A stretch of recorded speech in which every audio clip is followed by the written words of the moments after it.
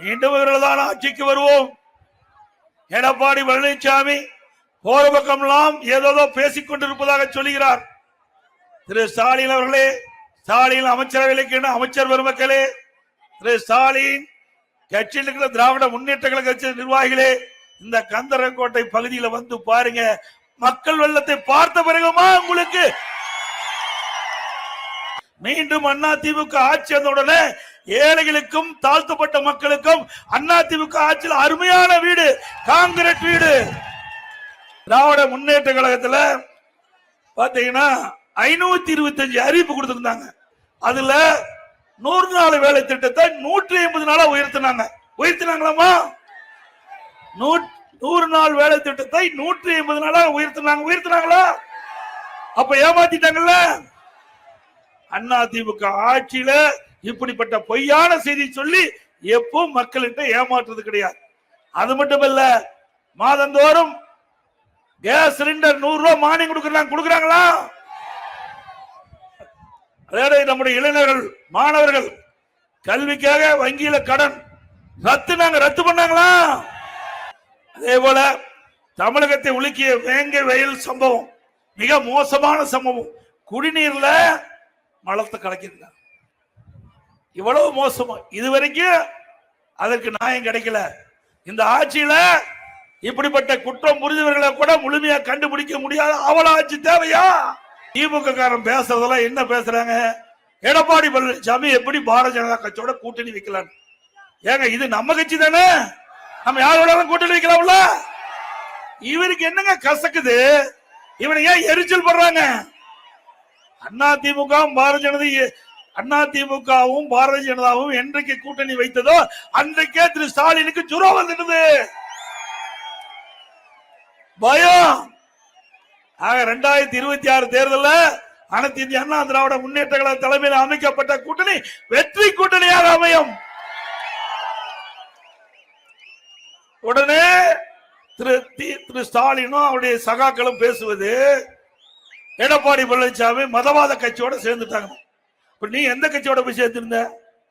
1999 நாடாளுமன்ற தேர்தலில் பாரதிய ஜனதாவோட கூட்டணி வச்சாங்களா இல்லையா? 2001 சட்டமன்ற தேர்தலில் பாரதிய ஜனதா கட்சியோட திமுக கூட்டணி வச்சுதா இல்லையா? வச்சாங்களா?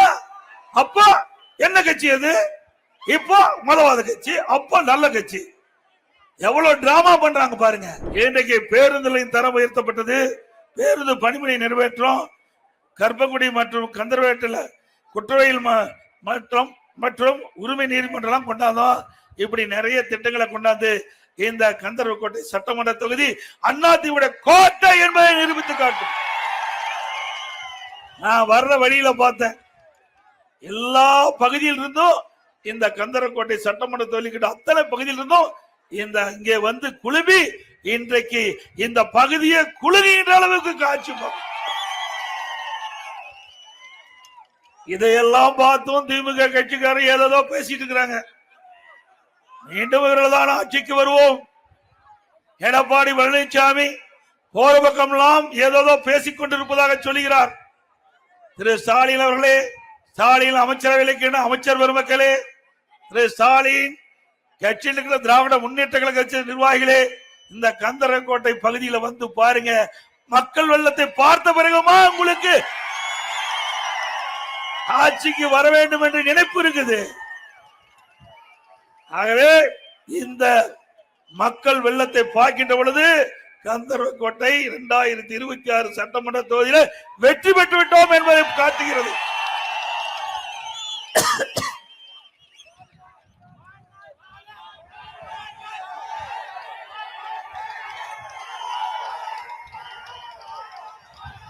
கொரோனா காலம் ஒரு கடுமையான நெருக்கடியான காலம். அந்த காலத்தில் கூட விலை மதிக்க முடியாத உயிரை காப்பாற்றிய ஒரே அரசாங்கம் அதிமுக அரசாங்கம். கிட்டத்தட்ட ஒரு வருடம் அரசாங்கத்துக்கு வருமானமே கிடையாது. அந்த காலகட்டத்தில் கூட விலை உயராம பார்த்துக்கிட்டோம். நம்முடைய கல்லூரியில் படிக்கின்ற மாணவ செல்வங்கள் ஓராண்டு கல்லூரிக்கு போல, பள்ளிக்கு போகல, மன உளைச்சல் இருந்தாங்க. ஓராண்டு வீணா போய்விட்டது என்று கவலையோடு இருந்தாங்க. அப்படி இருக்கின்ற மாணவர்களுக்கு அனைத்து இந்திய அண்ணா திராவிட முன்னேற்ற கழக ஆட்சியில ஆல் பாஸ் போட்டோம்ல. அப்ப குறிப்பறிந்து செயல்படுகின்ற அரசு அதிமுக அரசு. விவசாயிகளுக்கு என்ன செய்ய வேண்டும், விவசாய தொழிலாளிக்கு என்ன செய்ய வேண்டும், மாணவ சமுதாயத்துக்கு என்ன செய்ய வேண்டும் என்று பார்த்து பார்த்து செய்த அரசாங்கம் அதிமுக அரசாங்கம். அது மட்டுமல்ல, விவசாயிகளுக்கு தொடக்க வேளாண் வங்கியில் வாங்கிய பயிர்கடன் 2 முறை தள்ளுபடி, மும்முனை மின்சாரம் 24 மணி நேரம் பம்பு செட்டு இயக்கலாம். இப்போ ஷிப்ட், எந்த நேரத்திலையும் மின்சாரத்தை மின் மோட்டரை இயக்க முடியாது. மின்வெட்டு வந்துட்டு ஒரு குறிப்பிட்ட நேரம் தான் பகல்ல மின்சாரத்தை கொடுக்கறாங்க. ஆக ஷிப்ட் முறை இருக்கிறது. தள்ளப்பா, அப்படி இருங்க, நெருக்காது இருங்க. ஆக அதிமுக அரசாங்கத்தை பொறுத்த வரைக்கும் விவசாயிகளுக்கு நிறைய திட்டங்களை கொண்டாந்தோம். அந்த அடிப்படையில் மும்முனை மின்சாரத்தை கொண்டு வந்து அங்கே வேளாண் பணி சிறக்க செழிக்க குறிப்பிட்ட நேரத்தில் அவர்களுக்கு நீர் பாய்ச்ச தகுந்த நடவடிக்கை எடுத்த அரசாங்கம் அதிமுக அரசாங்கம். அதுபோல இன்னைக்கு விவசாயிகளுக்கு தடையில்லா உரம் கிடைச்சது. அதே போல விவசாயிகள் உற்பத்தி செய்கிற பொருளுக்கு நல்ல விலை கிடைச்சது. திமுக ஆட்சியில எல்லாமே போயிட்டு விவசாய தொழிலாளி, அந்த விவசாய தொழிலாளிக்கு அற்புதமான பசு வீடுகள். மீண்டும் அதிமுக ஆட்சி வந்தவுடனே ஏழைகளுக்கும் தாழ்த்தப்பட்ட மக்களுக்கும் அதிமுக ஆட்சியில் அருமையான வீடு, காங்கிரீட் வீடு. அவள் வீட்டு மனை இருந்தா அந்த ஏழைகளுக்கு அங்கேயே வீடு கட்டி கொடுப்போம். அப்படி வீட்டு மனை இல்லாத நபர்களுக்கு வீட்டு மனை அரசாங்கமே வாங்கி அவர்களுக்கு விலையில்லாம வீடு கட்டி கொடுக்கப்படும். அதிமுக ஆட்சியில கொடுப்போம். அது மட்டுமல்ல, அதிமுக ஆட்சியில நிக்க மாட்டாங்க. அதிமுக ஆட்சியில தை பொங்கல் வருகின்ற பொழுது எல்லா இல்லங்களிலும் தை பொங்கல் பொங்க வேண்டும் என்பதற்காக தை பிறந்தால் வழிபிறக்கும் தமிழர்களுக்கு அப்படிப்பட்ட அந்த பொன்னான நாள்ல எல்லா இல்லங்களிலும் தைப்பொங்கல் பொங்க வேண்டும் என்பதற்காக எல்லா குடும்பத்துக்கும் 2500 ரூபாய் கொடுத்தோம். பொங்கல் தொகுப்பு கொடுத்தோம்.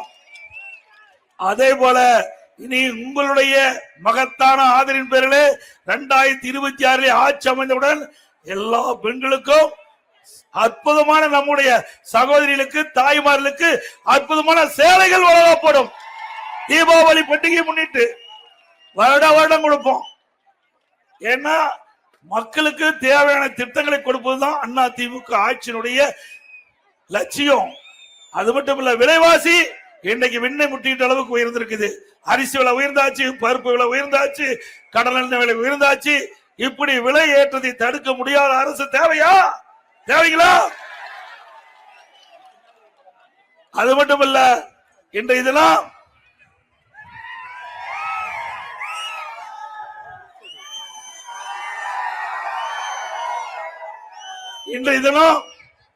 திராவிட முன்னேற்ற கழகத்தில் பாத்தீங்கன்னா 525 அறிவிப்பு கொடுத்திருந்தாங்க. 525 அறிவிப்பு 2021 சட்டமன்ற பொதுத் தேர்தல். அதுல 100 நாள் வேலை திட்டத்தை 150 நாளா உயர்த்தினாங்களாமா? 100 நாள் வேலை திட்டத்தை 150 நாளா உயர்த்தினாங்களா? அப்ப ஏமாத்திட்டாங்கல்ல. அதிமுக ஆட்சியில இப்படிப்பட்ட பொய்யான செய்தி சொல்லி எப்போ மக்கள்கிட்ட ஏமாற்றுறது கிடையாது.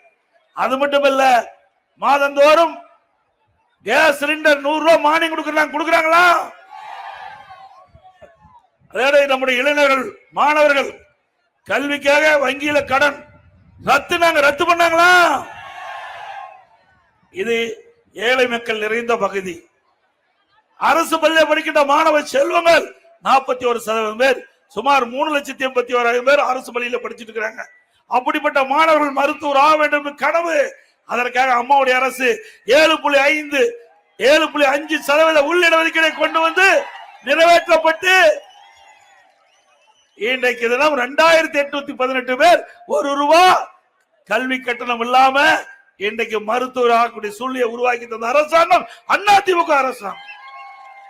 இப்படி ஏராளமான திட்டங்களை கொண்டு வந்து அதிமுக ஆட்சியை நிறைவேற்றிக்கணும் என்பதை இந்த நேரத்தில் தெரிவித்து, இன்றைக்கு இந்த பகுதியில் முந்திரி அதிகமா விளையுது. இந்த முந்திரி கொட்டையை நம்முடைய தொழிலாளிகள் கையில் உடைக்கிறாங்க. இதனால் முட்டி தேய்மானம் ஆகிறது. இந்த தொழிலாளர் நலன் கருதி அதிமுக ஆட்சி தொடர்பு இதற்கென்று ஒரு நவீன முறையில மின்சாரத்தில் இயக்கக்கூடிய ஒரு கருவியை மானிய விலையில நம்முடைய பெண்களுக்கு வழங்கப்படும். முந்திரி கொட்டை உடைக்கிற மிஷின் வாங்கி கொடுக்கப்படும். அதே போல இந்த தொகுதியில கரம்பக்குடி அரசு மருத்துவமனை மருத்துவர் இல்ல, அதுக்காக போராட்டம் நடத்தினாங்க. ஒரு மருத்துவர் தான் நியமிச்சிருக்காங்க. இப்படிப்பட்ட அவல ஆட்சி தேவையா? அரசு மருத்துவமனையில டாக்டரே இல்லாத ஒரு அவல ஆட்சி இந்த ஆட்சியில. அங்க அப்படியே டாக்டர் இருந்தாலும் மருந்து கிடையாது, மாத்திரை கிடையாது.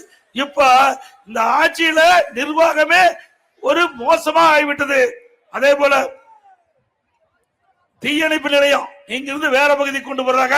இந்த கந்தரக்கோட்டை சட்டமன்றத்தில் கரம்பக்குடி நகரத்துல மைய பகுதியில தீயணைப்பு நிலையம் ஏற்படுவதற்கு முயற்சி செஞ்சோம். அத ஒரு 7 கிலோமீட்டர் தள்ளி போடுவதற்கு முயற்சி செய்யறாங்க. அது கண்டனத்துக்குரியது. மக்கள் போராட்டம் பண்றாங்க. இப்படி மக்களோட ஆட்சி தேவையா?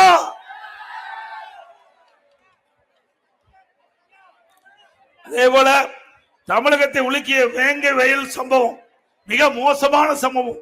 குடிநீர்ல மலத்தை கலக்கிருக்காங்க. இவ்வளவு மோசமா இதுவரைக்கும் அதற்கு நியாயம் கிடைக்கல. இந்த ஆட்சியில இப்படிப்பட்ட குற்றம் புரிந்தவர்களை கூட முழுமையா கண்டுபிடிக்க முடியாத அவல ஆட்சி தேவையா? மழை வேற லேசா பெய்யுது. ஆக இன்றைய தினம் திமுக காரன் பேசுறதெல்லாம் என்ன பேசுறாங்க? எடப்பாடி பழனிசாமி எப்படி பாரதிய ஜனதா கட்சியோட கூட்டணி வைக்கலாம்? ஏங்க இது நம்ம கட்சி தானே, நம்ம யாரோட கூட்டணி வைக்கலாம்ல? இவருக்கு என்னங்க கசக்குது? இவனை ஏன் எரிச்சல் பண்றாங்க? அதிமுகவும் பாரதிய ஜனதாவும் என்றைக்கு கூட்டணி வைத்ததோ அன்றைக்கே திரு ஸ்டாலினுக்கு ஜுரம் வந்துடுது, பயம். ஆக 2026 தேர்தலில் அனைத்து இந்திய அண்ணா திராவிட முன்னேற்ற கழக தலைமையில் அமைக்கப்பட்ட கூட்டணி வெற்றி கூட்டணியாக அமையும். உடனே திரு ஸ்டாலினும் அவருடைய சகாக்களும் பேசுவது எடப்பாடி பழனிசாமி மதவாத கட்சியோட சேர்ந்துட்டாங்க. நீ எந்த கட்சியோட போய் சேர்த்திருந்த? 1999 நாடாளுமன்ற தேர்தலில் பாரதிய ஜனதாவோட கூட்டணி வச்சாங்களா இல்லையா? 2001 சட்டமன்ற தேர்தலில் பாரதிய ஜனதா கட்சியோட திமுக கூட்டணி வச்சுதா இல்லையா?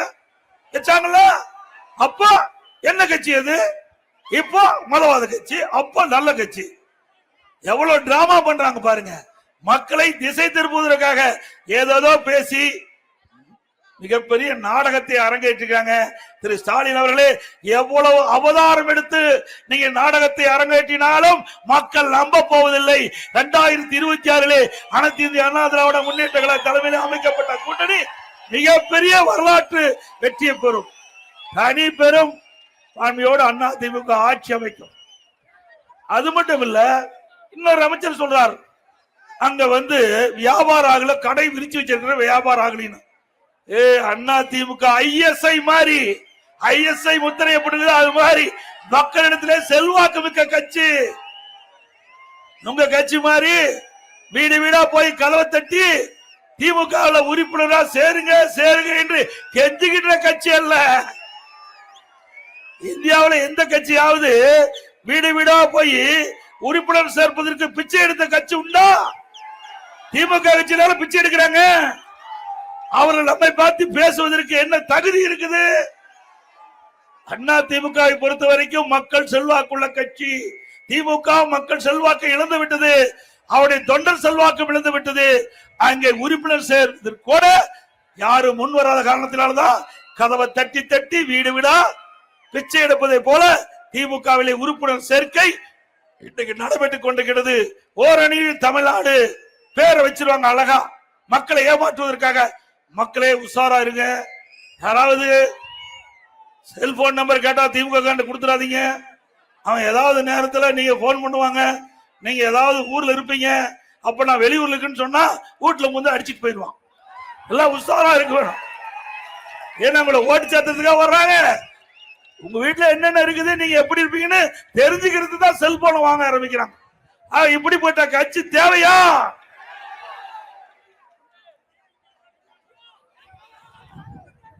அது மட்டும் இல்ல, இப்ப உங்களுடன் ஸ்டாலின் இது மாதிரி விளம்பரத்தாள் எடுத்துக்கிட்டு ஊடு ஊடா வர இருக்கிறாங்க. அரசு அதிகாரிகள் இதை பயன்படுத்துறாங்க. இதுல என்னன்னா 46 பிரச்சனை உங்களுக்கு இருக்குது. அந்த 46 பிரச்சனையும் இந்த திமுக தீர்த்து வைக்குமா? இன்னும் எவ்வளவு நாள் இருக்குது? இன்னும் 8 மாசம் தான் இருக்குது. இன்னும் 8 மாசம் தான் இந்த ஆட்சி இருக்குது. இந்த 8 மாசத்துல எப்படி இதெல்லாம் தீர்த்து வைப்பீங்க? அப்படின்னா இது வரைக்கும் 4 ஆண்டு காலமா இந்த அரசாங்கம் என்ன செஞ்சது? 46 பிரச்சனை இருக்குன்னு தெரியுது இல்ல? ஏன் 4 வருஷம் தூக்கிட்டு இருந்தீங்க? உங்ககிட்ட தானே அரசாங்கம் இருக்குது. உங்களுக்கு 46 பிரச்சனை இருப்பதுன்னு நீங்களே நோட்டீஸ்ல அடிச்சு கொடுத்துருக்கீங்க. அப்படி இருக்கின்ற பொழுது 46 பிரச்சனை தீர்க்காத அரசாங்கம் தேவையா? இதே மாதிரிதான் எதிர்கட்சி தலைவரா இருக்கும்போது ஸ்டாலின் ஊர் ஊரா போய் ஒரு பெட்ஷீட்டை போட்டு அமர்ந்துட்டு மக்களை எல்லாம் வர சொல்லி அமர வச்சு, அப்ப மக்கள்கிட்ட கேட்கிறாரு, திமுக ஆட்சிக்கு வந்தவுடன் நிறைய உங்களுக்கு செய்ய இருக்குது, அதனால நீங்க எல்லாம் உங்களுடைய குறைகள் எல்லாம் மனுவா எழுதி நான் கொண்டு வந்த பெட்டியில போடுங்க. நான் பெட்டியை பூட்டி சீலை வச்சு தூக்கிட்டு போய் வீட்டுல பத்திரமா வச்சிருக்கிறேன். திமுக ஆட்சிக்கு வந்த உடனே அந்த சீலை உடைச்சு பெட்டியை திறந்து பூட்டை திறந்து பெட்டியை திறந்து மனுவை எடுத்து படிச்சு பார்த்து குறை தீர்க்கிறாங்க. அப்புறம் எதுக்கு இது? எதுக்கு அது இருக்குது? ஏற்கனவே மக்களுடைய பிரச்சனைய மனுவா கொடுத்தாச்சு இல்ல, அப்புறம் எதுக்கு மறுபடியும் பிரச்சனை இருக்குது நீங்களே கொடுக்குறீங்க? அப்படி எல்லாம் இந்த ஆட்சியில பிரச்சனை தீர்க்கவில்லை. ஏற்கனவே நீங்கள் வாங்கினது அத்தனையும் பொய். மக்களை ஏமாற்றுவதற்காக அந்த மனு வாங்கின நாடகத்தை திமுக தலைவர் அரங்கேற்றிருக்கிறார். ஆக இப்படி மக்களை ஏமாற்றுகின்ற கட்சி தேவையா? சொல்லுங்க.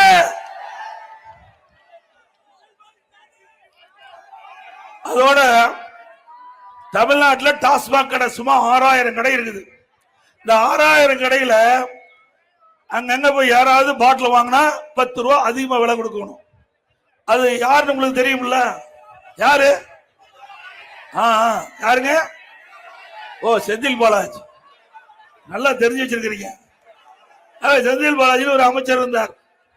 அவர் ஆயத்திரத்துறை மந்திரியா இருந்தார். இந்த டாஸ்மாக் கடையில போய் ஒரு பாட்டில் வாங்கினா 10 ரூபா அதிகமா கொடுத்து வாங்கணும். அப்போ ஒரு நாளைக்கு 1.5 கோடி பாட்டில் விற்குது தமிழ்நாட்டில் டாஸ்மாக் கடை மூலமா. அப்படி இந்த 10 ரூபா வசூல் பண்றதுனால ஒரு நாளைக்கு 15 கோடி வந்துட்டு இருக்குது. இந்த பாட்டில் 10 ரூபாய்க்கு அவள் அதிகமா வாங்குறதுல இருந்து 15 கோடி ஒரு நாளைக்கு வருது. மாசத்துக்கு 450 கோடி, வருஷத்துக்கு 5400 கோடி. இப்படி ஊழல் செய்கிற அரசாங்கம் தேவையா? மக்களை ரத்தத்தை உறிஞ்சிக்கிட்ட அரசு நமக்கு தேவையா? எனக்கு எவ்வளவு பணத்தை கொள்ளையடிச்சுக்கிட்டு தான் அடுத்த வருகின்ற தேர்தலை பாத்துக்கிறேங்கிறாங்க. என்ன பாத்துக்க போற? மூட்டை மூட்டையா பணம் வச்சுட்டு வெளியே கொண்டாந்து கொடுத்துருன்னு பாக்குறியா? அதுவும் மனசு வராது. கொள்ளையடிச்சு பணத்தை கொடுக்கறதுக்கு மனசு வராது திமுக காரர்.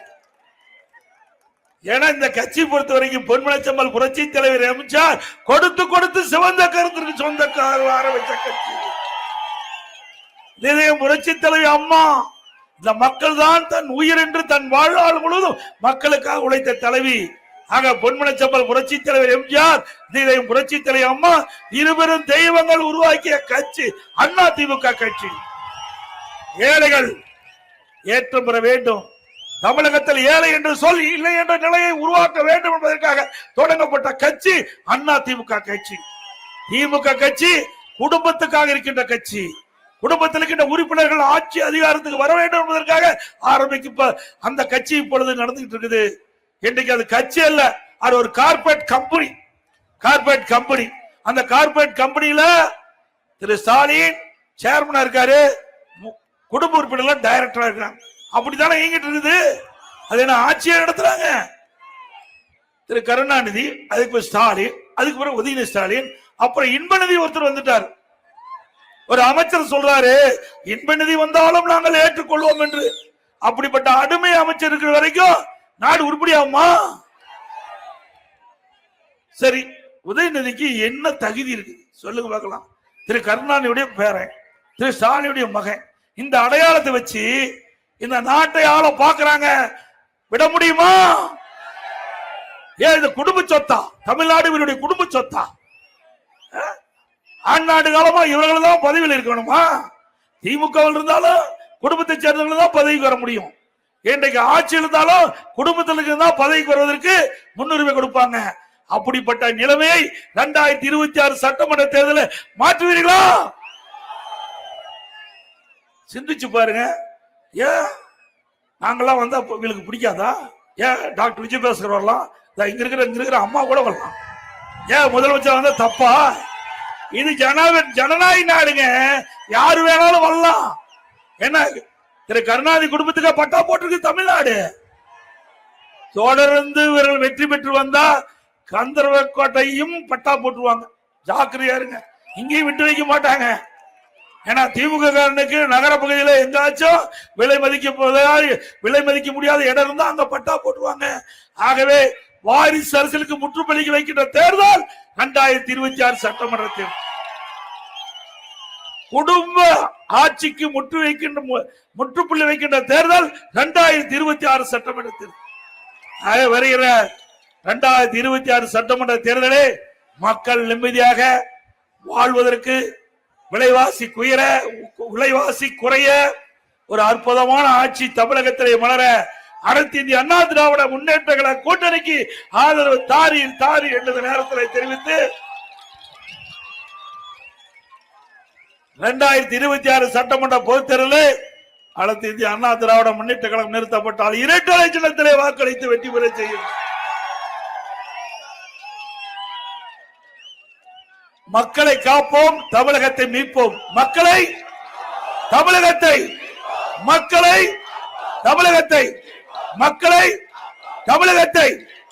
நன்றி, வணக்கம்.